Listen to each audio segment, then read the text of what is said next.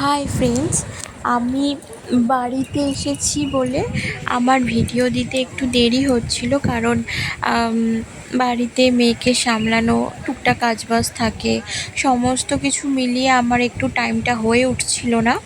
তো আমি, মেয়ে আর আমার হাজব্যান্ড, আমরা তিনজনে হচ্ছে একটু বাইরে বেরিয়েছি, মানে আমাদের বাড়ির সামনেই আর কি শালিমার স্টেশন। তো ওখানেই একটু মেয়েকে নিয়ে রাস্তায় হাঁটছি, কারণ ওর একটুখানি সন্ধেবেলা বা বিকেলবেলার দিকে না ঘুরলে ওর ভালো লাগে না, বাচ্চা মানুষ তো, তাই জন্য ওকে নিয়েই একটু ঘুরতে বেরিয়েছি।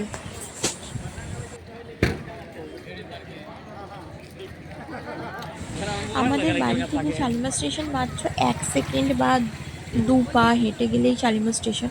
আমাদের বাড়ির ছাদ থেকে শালিমার স্টেশন দেখা যায়, ট্রেনের আওয়াজ শোনা যায়। তো হচ্ছে আমরা এখানেই আর কি হাঁটাহাঁটি করছি, ঘুরে টুরে বেড়াচ্ছি। আর আমাদের এখানে এই যে খুব সুন্দর আলেবা একটা মানে এই হনুমান ঠাকুরের এই এই মন্দির আছে, তো সেখানেও যাব। তোমরা সাথে থাকো আর দেখতে থাকো।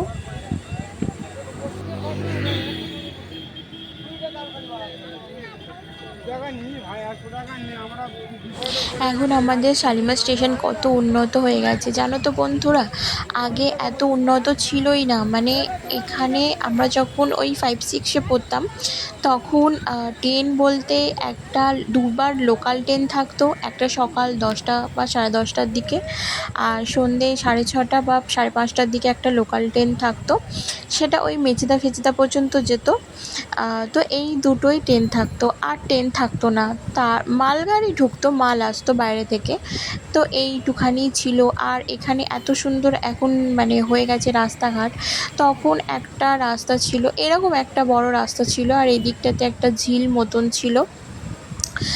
আর হচ্ছে অন্ধকার ছিল, কোনো দোকানপাট, সেরকম দোকানপাট ছিল না, লাইট ফাইটগুলো ছিল না।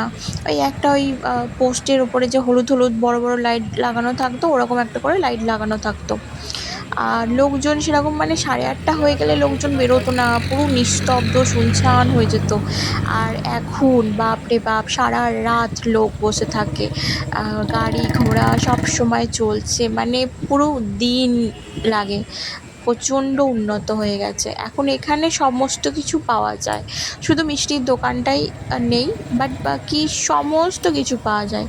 আগে তো আমাদের কিছু খেতে ইচ্ছা হলে কিছু খেতে পারতাম না, কারণ হয়তো বাজারে যেতে হতো, আর এখান থেকে বাজার ওই লাইনটা আমাদের টপকে যেতে হবে ওই পারে।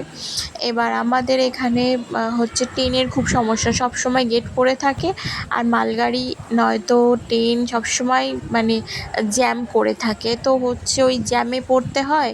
আর ট্রেনের জন্য কতক্ষণ, 1 ঘন্টা, আধ ঘন্টা, 10 মিনিট 15 মিনিট এরকম দাঁড়িয়ে থাকতে হয়। তো সেই জন্য যেতে আর ভাল লাগতো না, কিছু খেতে ইচ্ছে হলে আনতামও না, আর যাওয়াও হতো না। তো তোমাদের সাথে যে মন্দিরটা বললাম যে আমাদের এখানে একটা খুব সুন্দর মন্দির আছে, এই মন্দিরটাই, এই মন্দিরটা জানো তো আরও বড় ছিল। তো এদের মানে রেলের আর কি কাজ টাজ করবে, এটা রেলেরই আর কি মনে হয় জায়গা, আমি ঠিক জানি না। তো অতটা ওরা নিয়ে নিয়েছে আর এইটুখানি রেখে দিয়েছে। আগে প্রচণ্ড বড় মন্দির ছিল, এর ভেতরে স্কুল ছিল, ম্যাড্রাসিদের আর কি স্কুল ছিল। চলো আহ, এটা হচ্ছে বালাজি মন্দির। তো মন্দিরটা খুব শান্ত, একদম খুব সুন্দর। মন্দিরটাতে গেলে না এত ভালো লাগে, কি বলবো তোমাকে, তোমাদেরকে আর কি।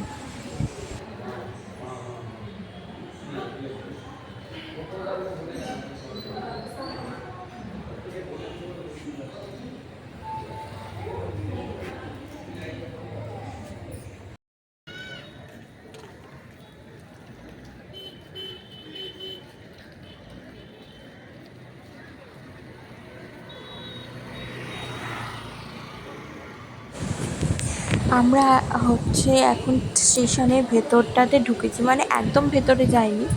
এখানে হচ্ছে আমরা এই মন জিনিসের হচ্ছে প্যাটিস বা কেক এগুলো খাওয়ার জন্য এসেছিলাম, কিন্তু মন জিনিসের যে মানে দোকানের এটা ওটাকে তুলে দিয়েছে বললো। তো সেই জন্য আমরা এই দোকান থেকে আর কি একটা ওই হট ডগ সেটা নিয়েছি, আর নিয়ে এখানে খেতে খেতে আর কি ভিডিও করছি। এখানে আর কি টিকিট কেটে তারপরে ভেতরে ঢুকতে হয়, তো এখানে টিকিট লাগে না। এখানের পরে যখন সেখান থেকে টিকিট আর কি লাগবে। তো আমরা বেরিয়ে গেছি। তোমাদের সাথে এত গল্প বললাম কিন্তু তোমাদেরকে গুড ইভিনিংটাই বলা হয়নি। তো আমার তরফ থেকে তোমাদের সবাইকে গুড ইভিনিং। আর তোমরা কেমন আছো? আশা করছি তোমরা সবাই সুস্থ আছো, ভালো আছো। আমরাও সবাই সুস্থ আছি, ভালো আছি। আমার ব্লগটা যদি ভালো লাগে তাহলে একটা লাইক আর সাবস্ক্রাইবটা করে দিও।